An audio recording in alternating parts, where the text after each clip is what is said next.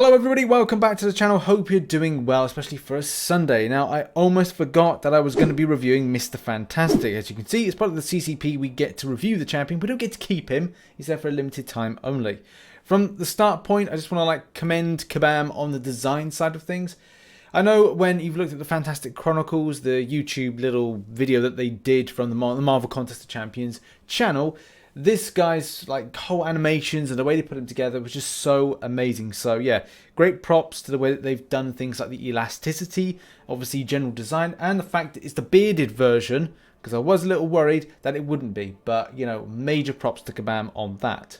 Obviously for this review we have got our hands on a 5-star version, rank 3, 200 signatures, and it does the business, but it's no shape and form going to be like a rank 5 version of this, and as well obviously a 6-star or rank 2 or whatever rarity there is. And as well at the same time for this video I'm going to be doing non-S-word masteries. And obviously if you've seen other Marvel Contest of Champions YouTubers, they'll probably be using this champion with S-word masteries. Obviously I say S-word because it does upset YouTube if you say certain things when videos are scanned. Now right off the bat, to begin with, I had no idea what was the best way to use this champion. I played about with different things.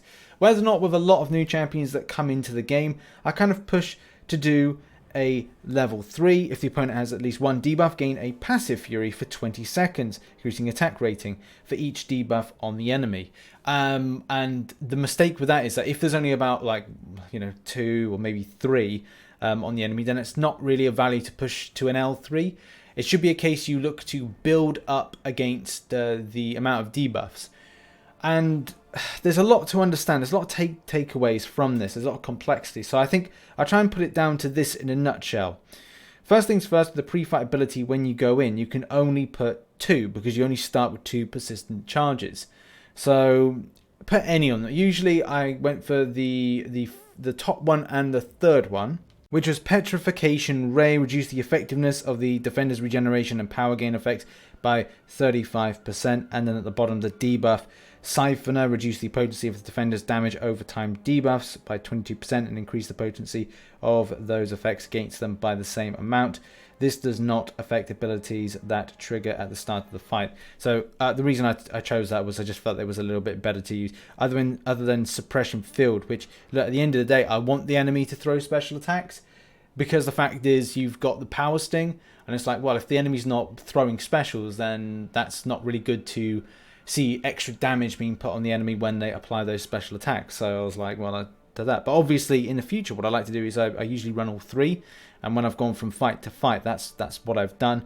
But that's only when I've kind of mastered the champion a bit more and I kind of feel it's a bit comfortable. And okay, so we've done that, we've applied those, so what's next? And the process that seemed to work was try and build up to an L2. Those pre-fight abilities will time out, so doing a heavy attack refreshes them, or refreshes the timer, and then I try and build up to another L2, putting in another L2, and then I was putting up another L2, and again keeping that refresh, parry, heavy attack, refreshes it. Sometimes I had to do an L1 in order to just help out the situation, because let's face it, the AI is not going to allow you to parry heavy attack for the entirety of the battle. But yeah, it was all about trying to build up 3 times on the debuffs that were there on top of the opponent, and when eventually it seemed comfortable, I throw the L3, which obviously, as we've discussed, has that increased amount of attack rating, which then allowed me to then put in an L2 as soon as I built it up, an L2 of a decent amount of power. And it did take several attempts. It's hard work to get this damage output right. Now do bear in mind, if you had Suicide Masteries on, you will benefit from some better damage than what you'll see, and as well the amount of hits to take down Winter Soldier, for example, is going to be a lot easier. Or any champion for that matter. I had better results going against with class advantage against Juggernaut, but I was several fights down and deep into doing this as a point of just checking to see how well it functions. And I do think a rank 5 5-star version would be a lot better than the rank 3 which I'm using to test at the moment. Okay, let's quickly talk about Synergies, and this one seemed to be quite a good one, but there's so many different combinations that you can have. But if you kind of scan through them, you see that very much applicable to Fantastic Four related creations. Each Fantastic Four member seems to have something, a positive link to Mr. Fantastic, and it does seem, as I said, very dependent on having them all in there in order to make the team the best it possibly can be. Herbie is positive, yep. Fantastic Four Synergy is going to be positive as well for each individual member. And then there's other ones that help. One that really helps is Do Us Part. You want debuffs to be on there for a longer time because they're going to be able to do more damage to the enemy, and as well having Council of Reeds can make the attack rating increase a lot more, and then having shared knowledge, and shared knowledge being that improves any kind of different class I think that's on your team, and especially in this case with Science Champions being Mr. Fantastic. We want that power sting, we want to output more damage, and that seems to be the best way to kind of do that. But also Sue Storm gets Force Block, which is going to be very helpful, especially putting that weakness debuff on. It's another debuff. It's very important.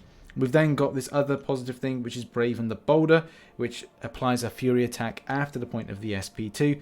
And the other champions I've put in here, She-Hulk is obviously to unlock that Mr. Fantastic one, and Nick Fury's just there because, well, he's a hero. Mr. Fantastic's a hero, so there you go. Kill him off, 20% attack rating, but it's not the staple one. If I had Human Torch, I'd put it in, and that would be the synergy completed.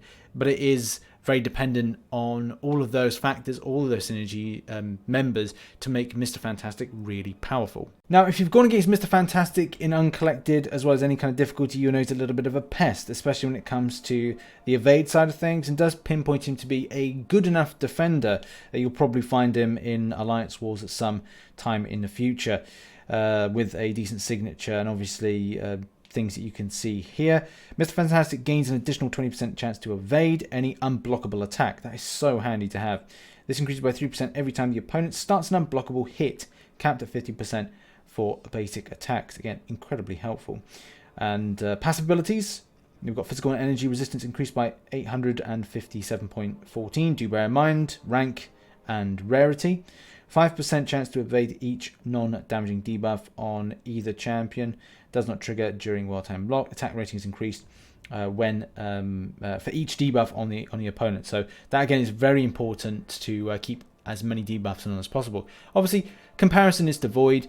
The more debuff effects on, the more damage it does.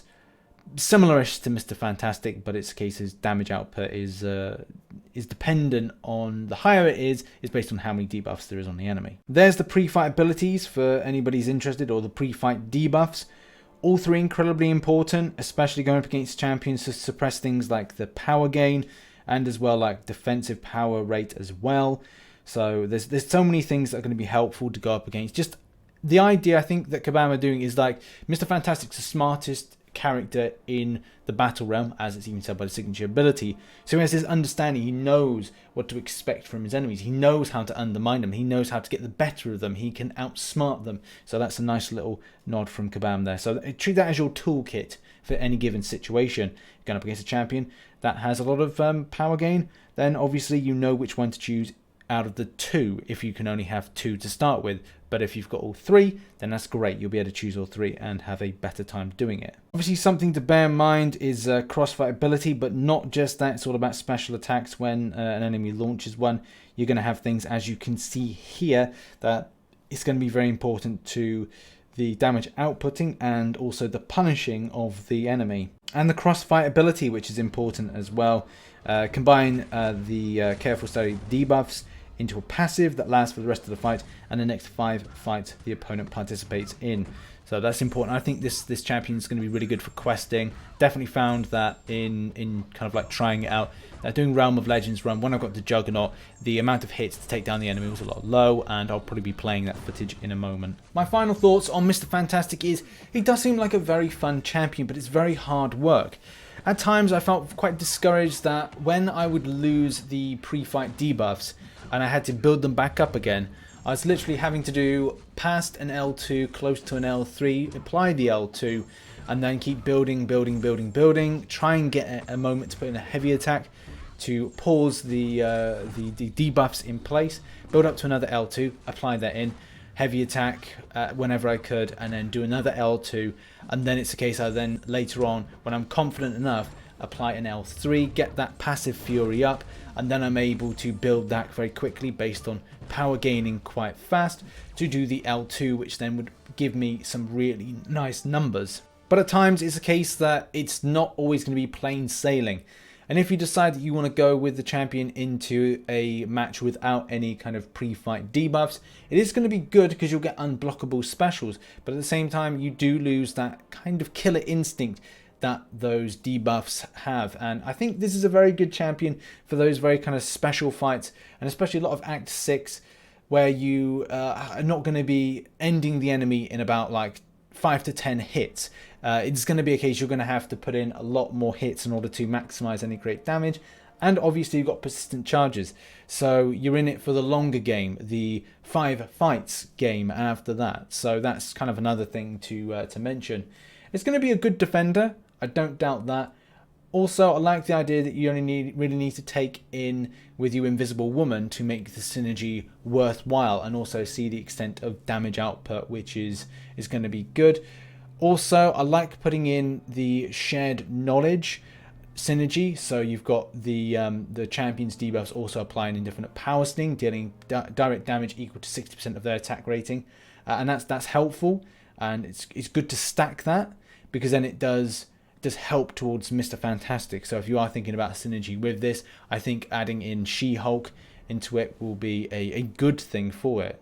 So yeah, Mr. Fantastic has got this kind of Void meets Spider-Man meets Doctor Doom-ish, and just a great little champion. And it will be up to you whether or not you feel this is going to be of value for you to go in Arena to grind out for, or indeed go for the crystals.